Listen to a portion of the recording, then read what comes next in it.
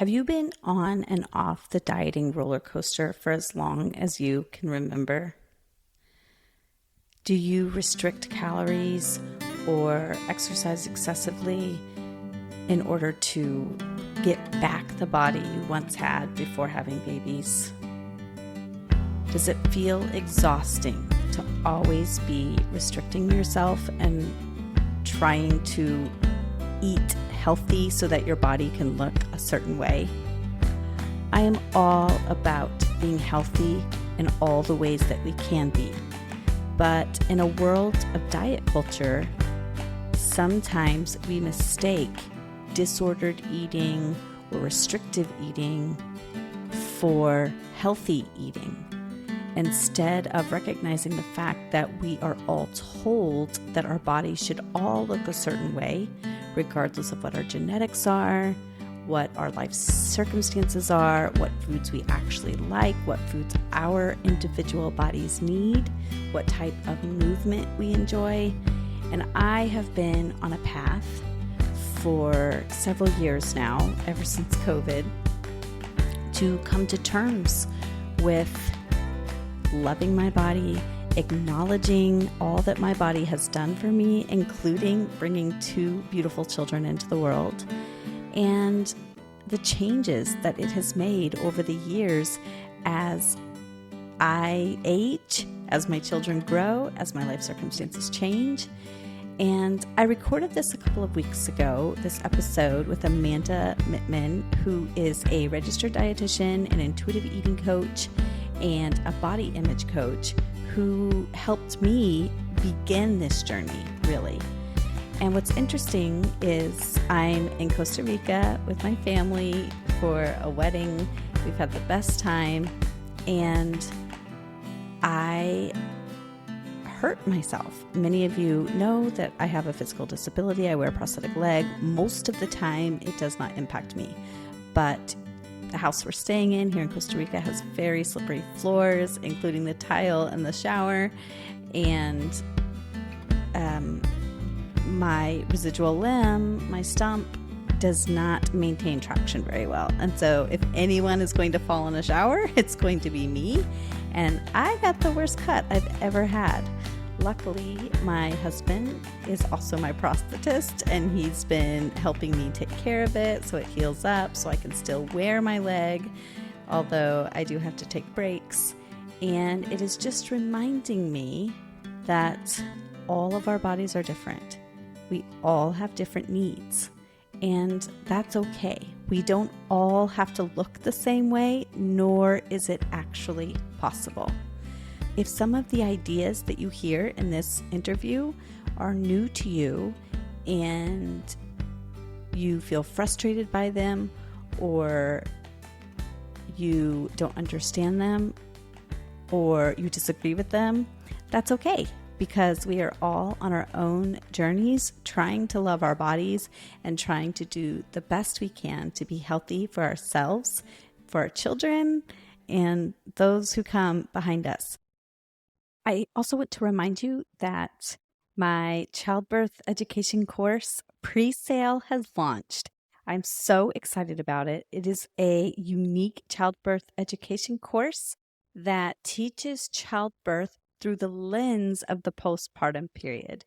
I am both a lactation consultant and a childbirth educator, and this course is not just going to be focused on the hours or days that you will be in active labor, but also on how the choices you make during your birthing experience impact what happens in the postpartum period. If this sounds like something you are interested in, I have 10 spots for the first course. It will be launching in early 2024. It will be a series of 4 weeks taught live once a week, but it will be recorded so that if you are not able to attend the live class, you will still have access to the materials. And this first round is deeply discounted. It's half off for anyone who chooses to opt in to this first series, because I am hoping to get some great feedback from the first participants to be able to adapt the course as needed so that it becomes even more effective for those that follow. So this is a really unique opportunity. If you or anyone you know would like to sign up for the course, you can go to the show notes and it will link you right to my website where you can pay for the course and then you will get further instructions after that.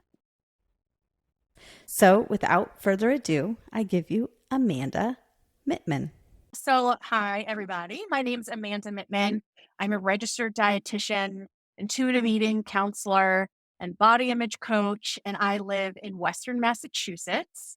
I own a group practice of registered dietitians called Happy Valley Nutrition, and we are based in Amherst, Massachusetts, but we see clients all over the state.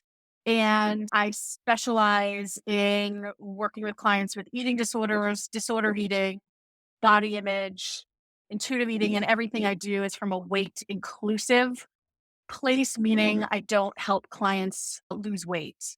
And I also have a part of my business called Bitchin' Body Image RD. And I teach other clinicians how to incorporate body image counseling skills into their practice. I teach at UMass. I teach a nutrition class there. And I have a wonderful son who is 11. He just celebrated his birthday a couple weeks ago. So he's 11, and I have a modern family. We were a two-family household, but his dad and I are very close. And so we have this just like wonderful, like blended family. Yes. And I have two dogs Amazing. who are currently on my lap and six chickens. So that's Okay. my household. Yes. Awesome. Thank you so much. Yeah. What is the schooling that is required to become a registered dietitian? Yeah. As you asked, I think you had asked before we hopped on nutritionist versus dietitian. And I get that question a lot. Is that just to let the listeners know that anybody can call themselves a nutritionist. It's almost Right. like I call myself a body image coach as well as a dietitian, but Mhm. it's just like an unregulated term, but it just helps people know what kind of work I do. Nutritionist, anybody can call themselves a nutritionist. A dietitian is someone who goes through schooling, post-bachelor schooling, an internship with hundreds of hours, and then we have to take a licensing exam at the end. And then we're board certified, and then we can do things like accept insurance, which I love doing. And yeah, so that's the difference. We're just like official. And there are other people who are nutritionists that are not dietitians and also go through similar schooling, but that's a registered dietitian. Yeah. Great. Thanks so much. Yeah. And this is very similar to the lactation field because anyone can call themselves a lactation counselor. Oh, I didn't know that. We Yep. need peer counselors. Oh, There's just not yeah. enough IBCLCs to go around. Yes. Yes. That's true. The And peer counseling especially piece. for people of color Mhm. or people from backgrounds where it's hard to pay for schooling because all the education most of the time the education people get, it's not from the university. There are a few universities that offer master's degrees in Right. lactation, but they're Right. very, very expensive and but at least if you do that, you can get, like, loans and stuff, but a lot of Mm. the other schooling you have to do to get the 90 hours of Yeah. lactation-specific education, you're paying all of that out of pocket, so it Yes. means that people of different socioeconomic backgrounds aren't always able to complete the IBCLC, so there might It's the same, honestly, in dietetics. You don't make money when you go into your dietetic internship and you have to pay them. And so exact it's 98% like white women who are dietitians. And so it's a real challenge and it's a real problem. It's the same. I get that. Yeah, and I Yeah. bet that really impacts the advice that people give because if everybody is from a certain socioeconomic background and you can pay for certain quality of food or you can pay for gym memberships or Mhm. pay to have someone help you meal plan or any of those things, that's a very different story than if you don't even have a grocery store in your neighborhood. Right. That's the social determinants of health right there. Right. So we think that right. Those sort of the meal plans and the this and the that and seeking upper support. And that's the only way we can be healthy. But the truth of the matter is that health is way more complex, right? Or than weight, right? Or what our body looks like. And it really has to do with one, genetics and two, those social determinants of health, like supermarkets and our race and our gender and our age. It's so much more complex than just food and exercise, which is what most people think. So yeah, Exactly. yeah. Yeah. So you are a registered dietitian, but the other two terms that you used Mhm. are body image coach and what was the third one? Intuitive eating counselor, In certified. Yeah. intuitive eating counselor. Uh Right. huh. Yes. Yeah. Now, tell me how common is it if you seek out a registered dietitian, how likely is it that you are going to find somebody who operates under the mindset that you do as both a body image coach and a intuitive eating coach? Yeah, not many. It depends, right? I think because I inhabit this world, to me, it's like there's so many of us in a good way. But I think I know that in the Western Mass area, there are not. One of it. Yes, it's kind of newer thing because as we learn in nutrition in our schooling, and I was just having a conversation with somebody about this right before you. It's very old school, calories in, calories out, right? Weight equals health sort of stuff. But intuitive eating and this health at every size approach and body image work that is not taught to us in schools. That is trainings and supervision that we learn outside.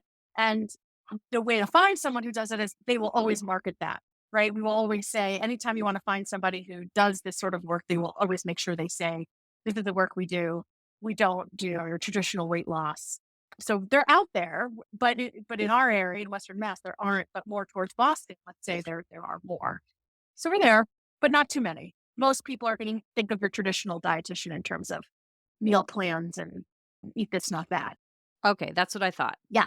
Yep. Yep. You're right. So I want to get a little into your background and define some of these terms that you're Mhm. using in case some of my listeners have not encountered them before. But Awesome. before I do that, Yeah. I have two questions that are unrelated, but maybe we can figure Sure. out We what they can mean. weave that together. That's no, yeah. Exactly. One is just a comment, which is just that when we hit record, I said I reached out to you the height of COVID at the beginning, before there were vaccines, all of that.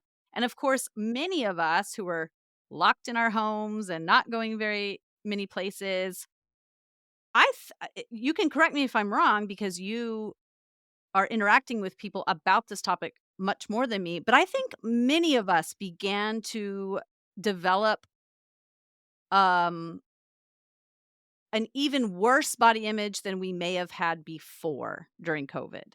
Oh, Um, yeah. You got yeah. it. I have to be honest. My business went from just me part time to I now have five other dietitians working with me. And that all Mhm. happened during the pandemic. Think what the pandemic did was take anything that was bubbling under the surface and whoosh, bring it up, right? Along with our awful mental health. I think being at home around food all the time, not being able to move our bodies in ways that we're used, all of that goes into how we look at our bodies, right? And this was scary. It was so Mhm. scary, especially in the beginning, right? So yes, I just want to confirm your suspicions that, and it was troubling for my body image as well. It was like, what Yeah. is happening, right? So yes, that is a absolutely correct statement. Okay, so I have always had difficult body image, a difficult view of my own body image, but until I met with you, I don't think I realized how much of body image is impacted by what is called diet culture or this living in an environment where you go to the doctor and there's a focus on weight, advertisements about weight all the time. There is more diversity in bodies now in magazines and advertising clothing, but it's more now than it was when we were kids. Oh, we grew up in the 80s and 90s when Mhm. everybody was eating fat-free food Oh and yeah, you were going on the Snackwells. Kellogg Yes, diet, which I yes, did I did as too. Yep, when I was yep, a teenager, and same. you just get these messages that skinny equals good. Oh, And sure. then in addition to that, we get these messages that like this what is called Fitspo culture, I think, Yeah. where Yes. it's either you need to be skinny and diet or you need to work out constantly and have this very toned body and never put a single drop of sugar in your mouth and don't eat bread. There's all of these ideas that are floating around out there. So when I reached out to you, I had already seen my provider. I was Mhm. struggling with body image. I even worked for Weight Watchers at the time as a coach, Mhm. and I did not understand how much all of that impacted my psyche. But I did know about this idea of having I didn't know the term, but I knew that there was this idea floating around out there that was about body neutrality or not focusing on weight. And so when my I had reached out to my primary care and she said, "Oh, if you want, you can see a dietitian. We have some here."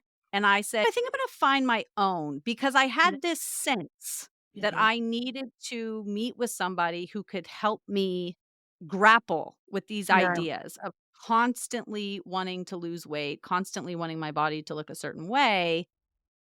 And that was maybe 2 years after I had my second child. Yeah. So that's still firmly in the postpartum period, right? Yes, I And remember you nursing through some of the yes, sessions. Yeah. Yeah. exactly, Yeah. yeah, and it still, to this day, is hard for me. I was buying into everything you were telling me about how we change our relationship to food and to our own bodies. I knew it to be true, but even still to this day, I it's almost easier for me to accept everybody else's bodies around me. Sure. Like, I can be totally weight neutral, body quote unquote body positive with anybody else. Like, I truly am so happy to see so many people on Instagram because you gave me like accounts to follow and people who so I could be get the right ideas in all of my social media. And I made sure not to follow people who were going to make me feel bad about my body, all of those things. Yet, here we are a few years later, and I Mhm. still struggle with how this applies to my own body, which is Yeah. I it's hard to have those 2 yeah. things Yeah, it is, and simultaneously. thank you for all of that, and I wanna just validate all of that because this is what I hear so often is, like, "Okay, I get what you're saying logically, but, like, in my heart," right? So there's a disconnect between, I get what you're saying, I get that diets don't work, and yet my heart doesn't wanna believe it yet. And I think that is so common, and I think that's also a very protective mechanism too, because there's a lot of fear and vulnerability of, okay, if I accept that I'm gonna accept my body at any size, or I'm not gonna diet, or any of those sorts of things, like the fear of then what's gonna happen. And so I do think part of it is you just protecting yourself, and most people do.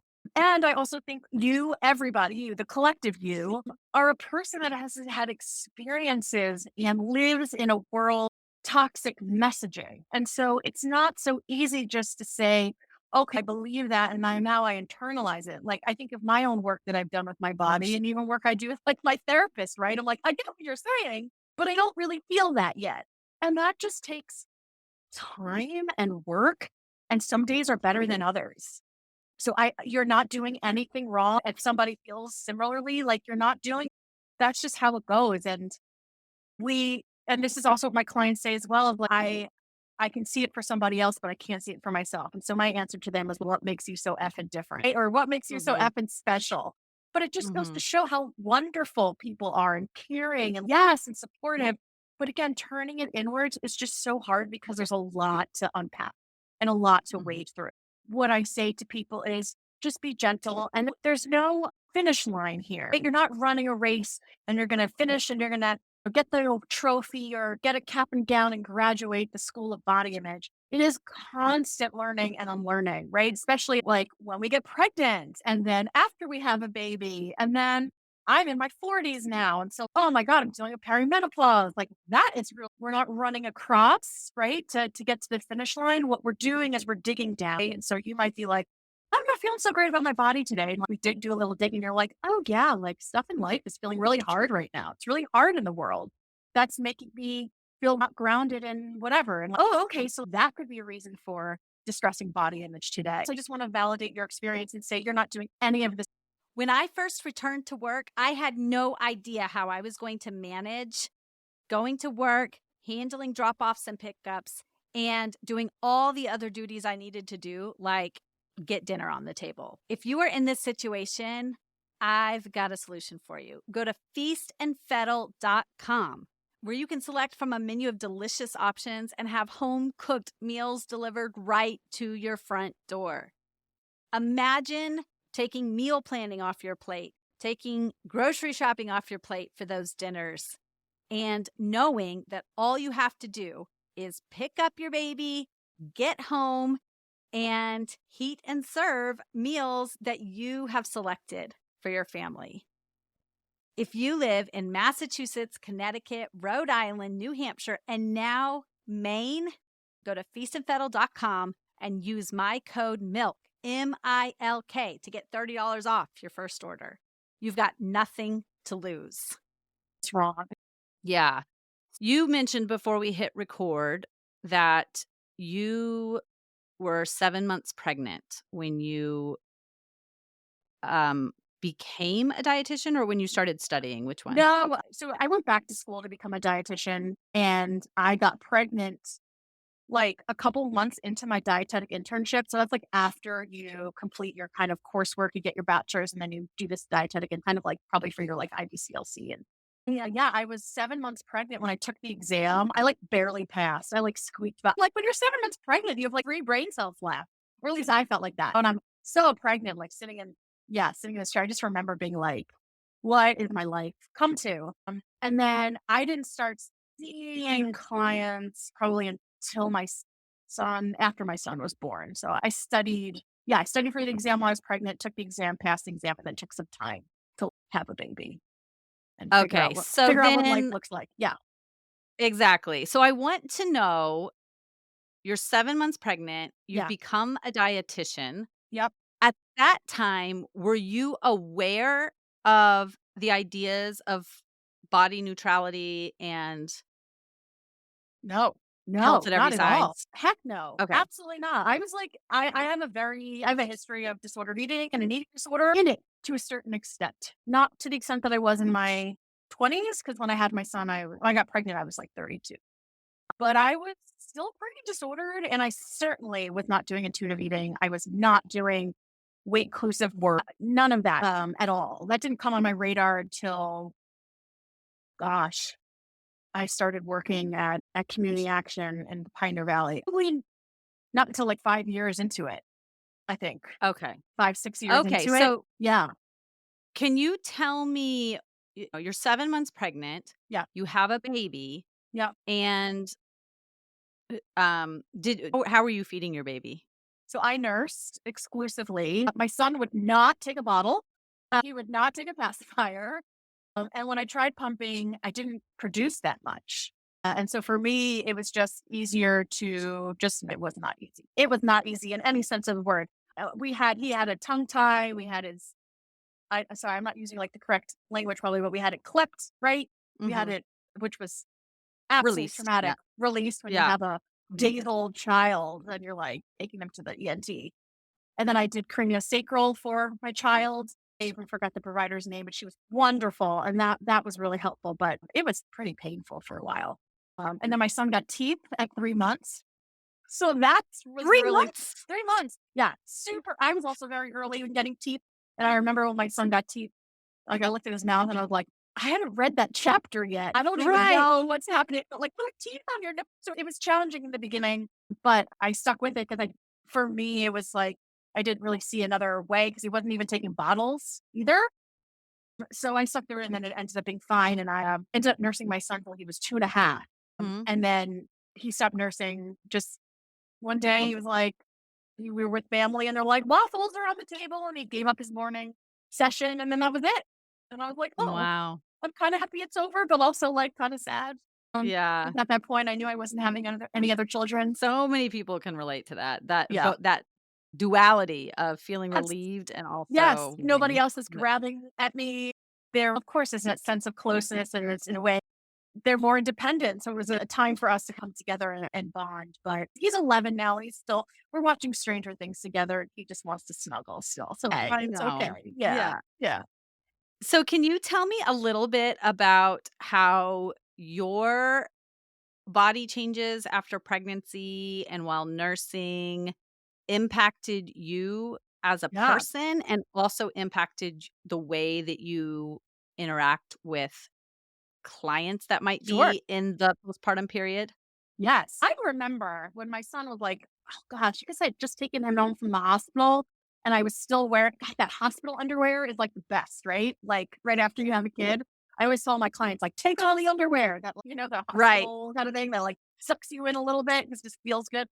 I remember looking at myself in the mirror and I was like, what the F just happened? Right? Because your whole life is turned upside down. And I remember looking at my body just being like, what is even happening? I don't even know. I couldn't even recognize myself. And then of course what they tell you, and I don't know the book, as long as you keep nursing, you're not going to get your period and you will lose all the weight. Isn't that what we're told? Oh, you're using an extra 500 or so calories a day and da da da. Okay. One, I got my period like 2 months after I had my son and it was Oh, regular. no. So I was like, couldn't even enjoy that. And then the second thing is I lost no weight. No Mm. weight, like zero, like literally nothing. And I felt really cheated. I was pissed. I was like, wait a second, this is not how this is supposed to go. This isn't fair. And I now know that's a way more common experience because I have lots of clients who felt the same kind of way of like, I haven't lost the weight or I didn't lose as much weight as I thought. We're just taught like, you're just going to bounce back to how you were before. And there are so many ways in which we don't.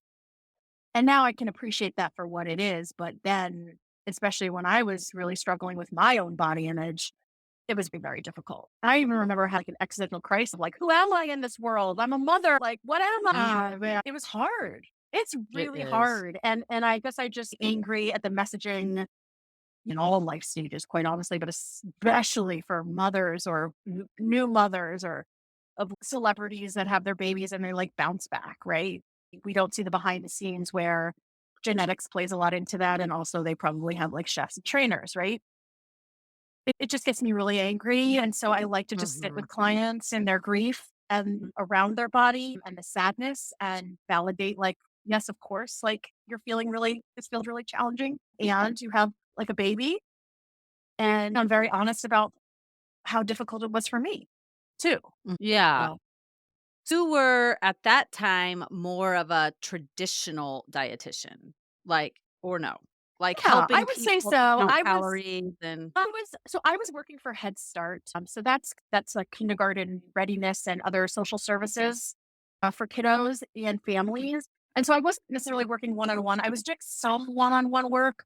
And yeah, it was weight loss work. It was like someone had kids and I want to lose the weight. And I'm like, okay, great. Let's make sure you're like I don't even know how to do that anymore, but like eating fiber and like eating enough and moving your body. And the truth of the matter is that every single client did it for a certain amount and then would come back to me and be like, I'm not losing weight or I can get the weight back or whatever. And you start to realize like, wow, the common denominator is me. And I also saw it in my own life that like dieting for me just never worked. It just led to honestly just disordered stuff and more weight gain, quite honestly. So yeah, so when I had my son, I still was plugged into that whole thing, I think. Yeah. Yeah. I mean, I look at can pictures of you I can tell by pictures of my I get reminders and I've gotten a lot of reminders recently because my son just had his birthday. And so like Facebook is giving me like, oh, like 11 years ago today. And I look at myself then and I'm like, oh, okay, I see where I was at. I can kind of tell. are you able to explain the mechanism behind why it's hard for people to lose weight or to just bounce back in the postpartum period?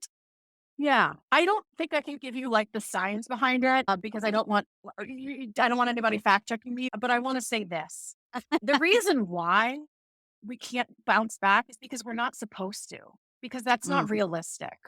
It just mhm. isn't. When you have a child, like your body changes. And also, as we kind of age, losing weight and our metabolism, everything just changes. And the other thing I just want to say is we shouldn't even be trying to lose weight after we have a baby, especially never, but I get it. But especially in those like that fourth trimester, right? Those last 3 months, like that's our job is not to be bouncing back. So Mhm. I guess I just want to like, I think it's this messaging of you should be bouncing back to pre-pregnancy. The truth of the matter is we don't know what happened during pregnancy. Did people gain quote more weight, quote unquote, than they should, right? Than the doctors did? Is there water imbalances and shifts and swelling? Are we eating more? What I really focus on is like the messaging that we're given, and then we end up feeling like we're all failing. Like we're all Mhm. just, I'm not doing this thing right. We always feel like we're just, always, I can speak for myself, but I always feel like, don't you always feel like I'm like screwing up my kids or like, I'm doing this Yes. wrong? Right. Yes. Mommy culture is the same as diet culture. They're all born from Right. the patriarchy and capitalism, and it's meant to make us feel really, really awful about ourselves. What's another way to help like women or people who have just had children? Let's just talk about how they're not like catching up to or doing enough for their bodies. I should get very incensed by the whole thing. Yes, I know. So maybe we should now take a minute to define some of these Mhm. terms because if Sure. somebody has not been introduced to this topic Mhm. before, Mhm. might be thinking, and listener, if this is you, just hear us out Yeah, because you might be thinking, of course, we're supposed to lose weight after we have our babies. We should not keep all that weight on. It's healthier if you're skinny or if you have a BMI, for instance, that is in the quote unquote correct range. right. So then can you define some of these Sure. terms and just Absolutely. like the philosophy by which you help your clients? Yes. One of the first terms I think they used was health at every size. And that's, we call it HAES, and that's abbreviated HAES, health at every size. This is really a social justice framework, right? It's not, there's so much that goes into it. And you can always put in your show notes the link to DAH.org, which is the Association for Size, Diversity, and Health.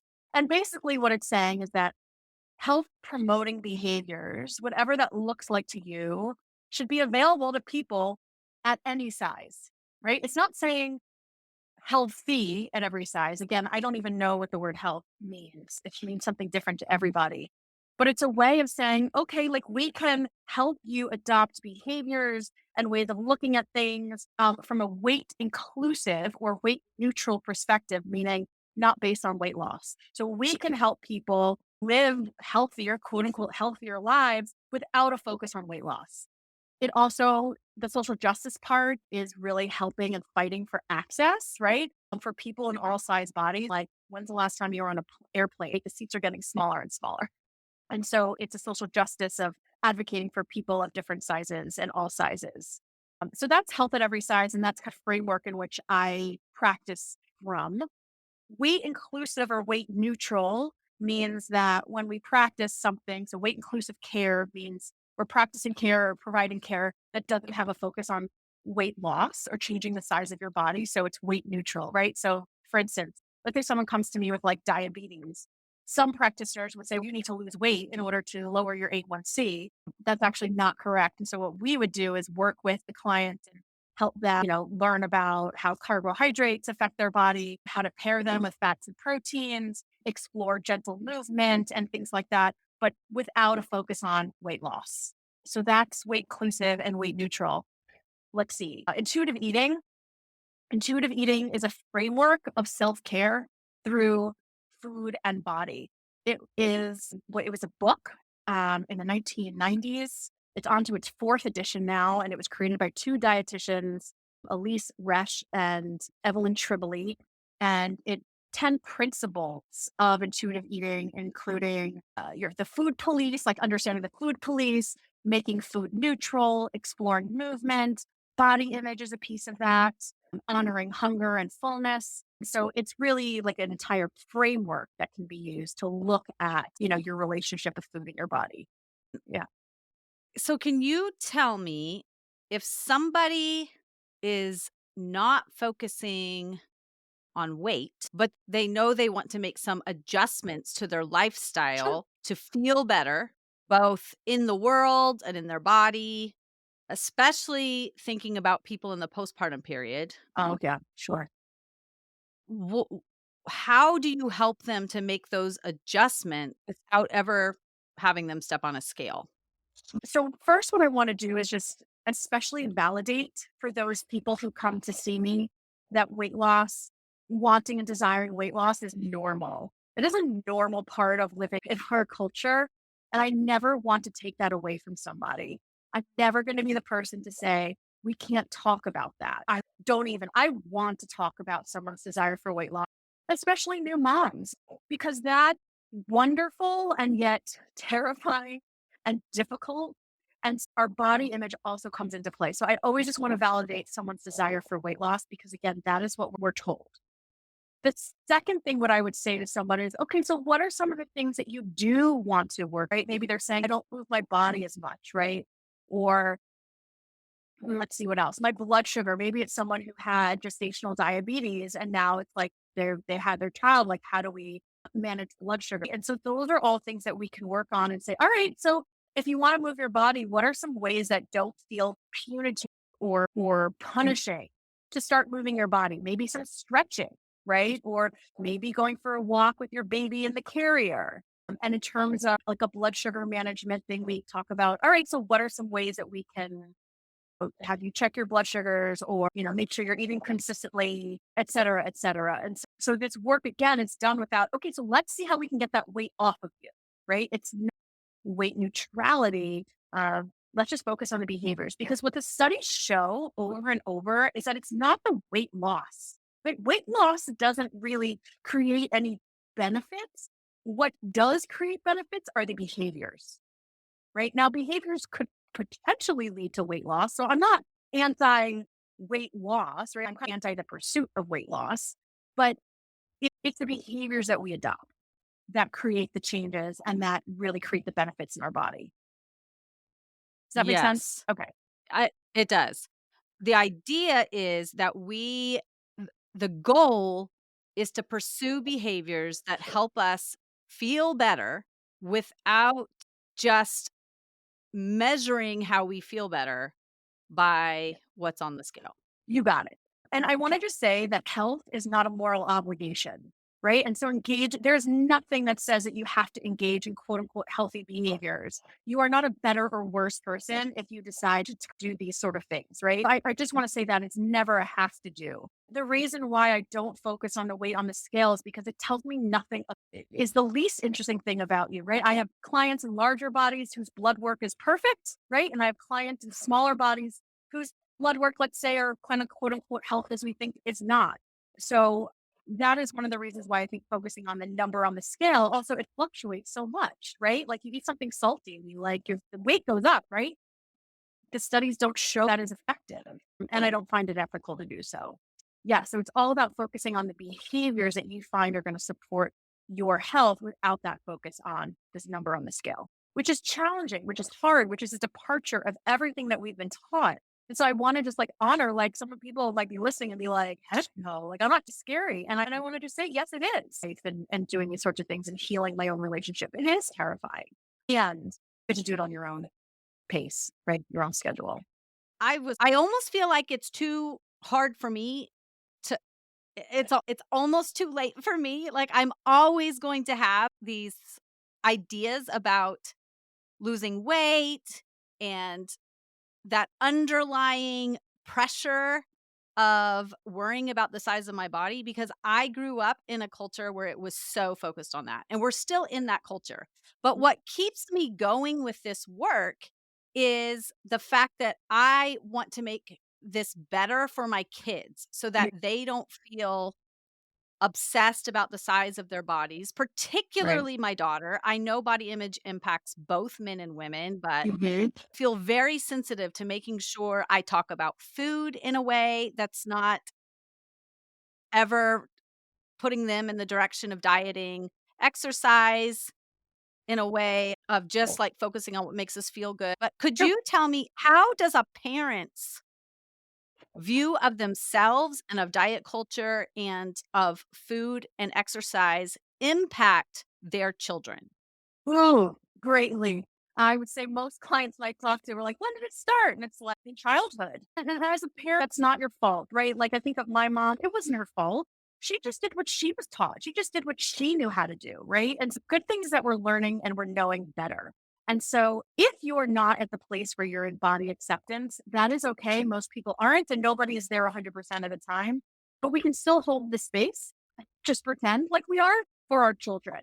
And that could be a whole nother conversation that we have, is like how to talk to your children about body image. And I have some great resources that you can put on your show notes or send to your listeners. There's one in particular I like called Burnt Toast by Virginia Soul Smith. She is an incredible writer, and she has a great Substack, and she just put out a great book called Fat Talk. I have it right here, Parenting in the Age of Diet Culture. Yes, we still live in diet culture. Yes, your kids are still going to hear about how being fat is bad. Yes, they're going to bring home those messages. But if they have a soft place to land and a safe place to land, which is you as the parent, that makes a huge difference. A huge difference. So and so called me fat on the playground. And yes, kids are definitely still saying those stupid things. But to come home to a parent that says, I hear you, like, why was that harmful? And like having a conversation about like different sorts of bodies, like that is very healing. So it's okay that you don't have your own crap figured out yet. You can still hold a space for your children. Amazing. I think that's a Yeah. great way to end, but I Yeah. would like to have you back sometime to Love it. talk more about this parent-child Oh, we should do aspect. it. I love talking about that. And I just want to say, as a parent, I have no idea what I'm doing. I'm figuring it out as I go. I have a boy, also different, but challenging too, right?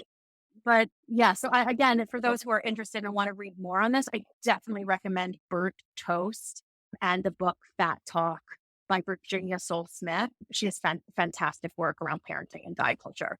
So I'll leave with that. Yeah. Awesome. Thank you so much. I'll have Yeah. all those links in the show notes. Thank you Great. so much for coming Thanks, and Lo. sharing your expertise. Thank you so much for having me. It was so great to reconnect, and I love talking about this work. I think it's so important. It's just a conversation that's just not had, especially in the child bearing years, whatever years those look like for you. And so I always just want to have people have the conversation and talk about it so it doesn't feel so shameful. Awesome. Yeah. Thank you so Thank much. you. Thanks so much. So there you have it. I hope to have Amanda back so we can talk a little bit more about how we help our kids be accepting of their bodies, because that concept in and of itself is what has driven me to continue trying to learn to accept my body as it is, despite how difficult it is for me every single day.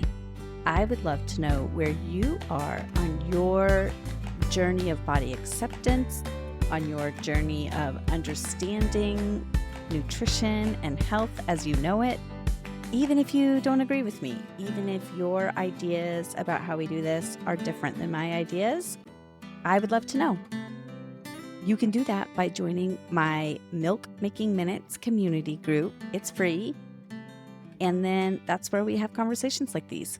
So if you don't see a conversation already started about a topic you would like to know about, feel free to add to the conversation. And with that, have a great week.